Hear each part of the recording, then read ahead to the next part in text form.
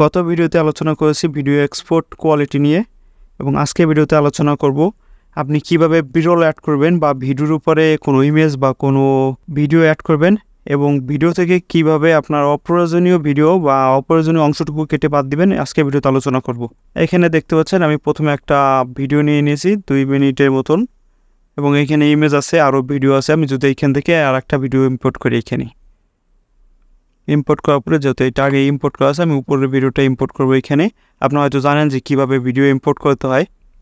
এখানে দেওয়ার পরে আমি এই কিছুটা অংশ কেটে নিই, একটু শর্টকাট করে নিই। কাটার পরে এখানে দেখতে পাচ্ছেন আমি যদি এইখান থেকে আমার মনে করেন এই নিচের যে অংশটুকু আছে এই নিচের অংশটুকু দরকার নেই, আমরা এইখান থেকে অন্য একটা অ্যানিমেশন টাইপের একটা ভিডিও আমি এই জায়গায় অ্যাড করবো। মনে করেন এইখানে আমি আমার ইন্ট্রোটা দেবো। ইন্ট্রো দেওয়ার ক্ষেত্রে আমার যদি একটু বাদ দিলে দিব, না দিলে এরকমই থাকতে পারে। আমি এইখান থেকে ইন্ট্রোটা অ্যাড করে দেবো। মনে করেন এটা একটা ইন্ট্রোটা এরকম থাকবে, থাকার পরে আমি এটা অ্যাড করে নিতে পারি। অ্যাড করার ক্ষেত্রে আমি এখান থেকে কিছু অ্যানিমেশন বা ট্রানজেকশন অ্যাড করতে পারি। আপনি এখান থেকে চাইলে কি ফ্রেম অ্যাড করতে পারেন। কি ফ্রেমের কারণে আপনার ভিডিওটা উপরের দিকে আসবে বা কোনো একটা অ্যানিমেশন টাইপের হবে। এবং তাছাড়া আপনি এখান থেকে ট্রানজেকশন করতে পারেন।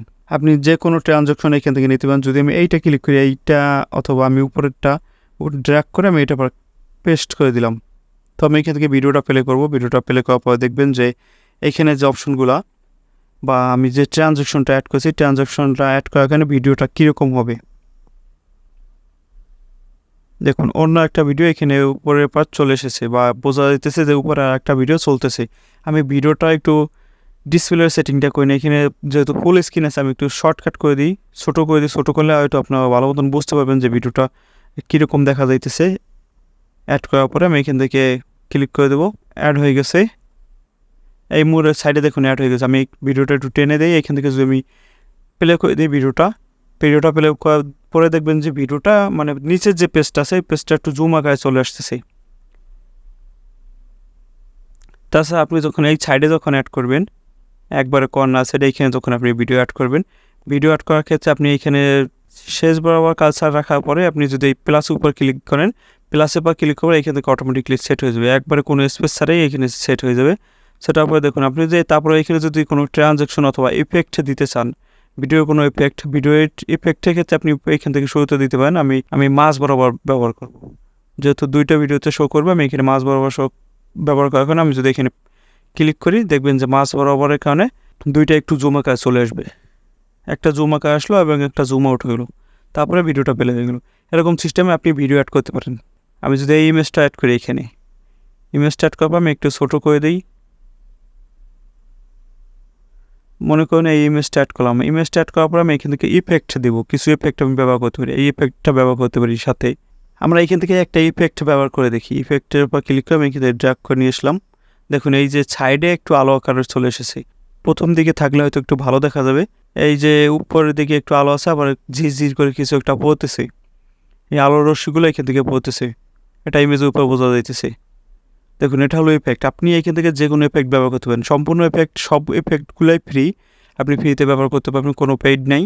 এবং যারা ফিল্মোরা 12 ইনস্টল করতে পারে নাই তাদের জন্য অন্য একটা সফটওয়্যার দেবো। ফিল্মোরা 9 যে সফটওয়্যারটা আছে সেই সফটওয়্যারটা ক্র্যাক ভার্সন আপনি কীভাবে ব্যবহার করবেন আমরা এই পরবর্তী ভিডিওতে ক্র্যাক ভার্সন সফটওয়্যারটা নিয়ে আসবো এবং ক্র্যাক ভার্সন সফটওয়্যারটা আপনি লাইফ টাইম ফ্রিতে ব্যবহার করতে পারবেন।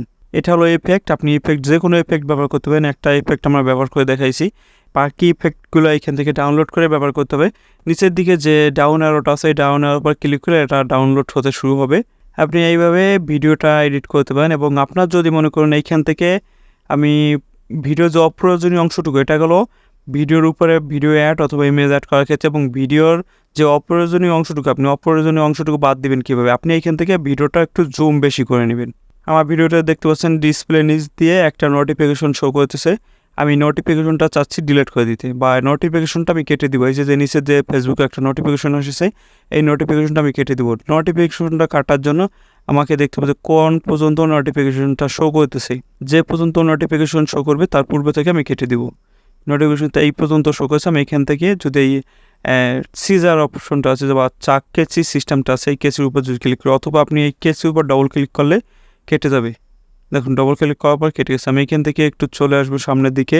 নোটিফিকেশনটা যখন রিমুভ হবে তারপরে বাকি অংশটুকু কেটে দেবো। যেহেতু এখান থেকে রিমুভ হয়ে গেছে, আমি রিমুভ হওয়ার পরে এটা আবার এই যে নিচে যে ভিডিওটা আছে ভিডিওটার উপর ক্লিক করবো। ভিডিওটা ক্লিক করার পরে এই কেচিতে ক্লিক করবো। এটা কেটে গেলো, আমি এখান থেকে ডিলিট করে দেবো। ডিলিট করার পরে বাকি অংশটুকু দেখবেন এখানে জোড়া অটোমেটিকলি জোড়া হয়ে গেছে বা অ্যাড হয়ে যাবে, কোনো প্রকার স্পেস হবে না, স্পেস ছাড়াই এটা অ্যাড হয়ে যাবে। এটা যদি জুম বেশি করে নেন তাহলে আপনার কাটার ক্ষেত্রে বা রিমুভ করার ক্ষেত্রে একটু সুবিধা হবে, এবং জুম আউট কম বেশি থাকলে আপনার এডিটে একটু সমস্যা হবে। তো এই হলো কাটার বিষয়টা। এবং যদি আপনি এখান থেকে ভিডিওর উপর কোনো টেক্সট আকার কিছু দিতে চান, আমি যদি এখানে কাজ ছাড়া এখানে থাকা অবস্থা আমি যদি টেক্সট পেপার ক্লিক করি, টেক্সট পেপার ক্লিক করে দেখবেন যে এখানে উপরে একটা টেক্সট আকার চলে আসবে, টেক্সট ফাইল চলে আসবে। টেক্সট ফাইলে আসার পরে আমি এখান থেকে একটু বড় করে নেব, বড় করার পর ভালো বোঝা যাবে। তারপরে আমি এইখান থেকে যদি টাইপ করে দিই বাকি টাইপগুলো, আমি এটা একটু নিচের দিক নামাই। নিচের দিক নামানোর পরে আমার যে চ্যানেলের নাম, আমি চ্যানেলের নামটা এটা পর দিতে পারি, এবং চ্যানেলে যদি স্লোগান থাকে আমি স্লোগানটাই বাকি অপশনটা আমি এটা এখান থেকে ডিলিট করে দেবো। এবং নিচে দেখবেন যে একটা ট্যাগলাইন হিয়ার, মানে এটা স্লোগানের মতন, এটা ডিলিট করে দেবো। আমি এখান থেকে জাস্ট চ্যানেলের নামটা যদি দিয়ে দিই, আমার যেহেতু চ্যানেলের নাম আছে আমি চ্যানেলের নামটা দিয়ে দিই।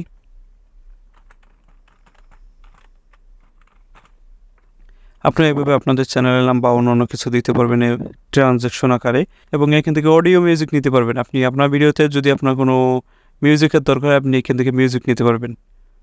দেখুন এখানে 2 সেকেন্ডের মিউজিক আছে, 2 মিনিটে আছে, 1 মিনিট 40 সেকেন্ড আছে, আরও বড় বড় মিউজিক আছে 3 মিনিট, 4 মিনিট, এরকম মিউজিক অনেক মিউজিক আছে। আপনি চাইলে এখান থেকে মিউজিক ব্যবহার করতে পারবেন, এবং বাকি অপশনগুলো থেকে আপনি এখান থেকে ছবি ডাউনলোড করে এখানে ব্যবহার করতে পারবেন। এখানে অডিও আছে, টেক্সট আছে, ট্রানজ্যাকশন আছে, টেমপ্লেট আছে। আপনি ভিডিওতে কোনো প্রকার টেমপ্লেট ব্যবহার করতে পারবেন, যদি কোনো টেমপ্লেটের দরকার হয় এরকম টেমপ্লেট আপনি ব্যবহার করতে পারবেন। তো এটা হলো মূল বিষয়। এবং এটার পরে আপনি এখান থেকে যদি এক্সপোর্ট করেন, এক্সপোর্ট করতে কোনো প্রকার ওয়াটারমার্ক আসবে না, সম্পূর্ণ ফ্রিতেই। আপনি এখান থেকে সেটিং করে নেবেন, সেটিং করার পরে আপনি এখান থেকে চেক করে দিবেন যে আপনি কোন রেজলিউশনে এক্সপোর্ট করবেন, এবং এখান থেকে এফপিপিএসটাও সিলেক্ট করে দেবেন। এফপিপিএসটা সিলেক্ট করে দেবে 50-60 দিয়ে দেবেন আপনার যেটা ইচ্ছে। তারপরে অ্যাপ্লাই করার পরে এখানে কমপ্লিট হয়ে যাবে। তারপরে এক্সপোর্টে ক্লিক করে আপনি এক্সপোর্ট করে দেবেন। আমি এক্সপোর্টে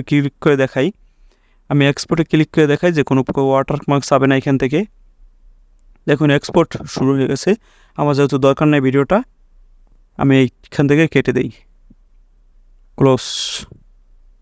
তো আজকে ভিডিও এই পর্যন্তই। যদি ভিডিওটি ভালো লাগে অবশ্যই একটি লাইক করে দেবেন, এবং যদি কোনো মতামত থাকে কমেন্টে জানাবেন, এবং নতুন দর্শক হয়ে থাকলে আমার চ্যানেলটি অবশ্যই সাবস্ক্রাইব করে দেবেন, পাশে থেকে বেল আইকনটি বাজিয়ে দেবেন। ধন্যবাদ সবাইকে সাথে থাকার জন্য।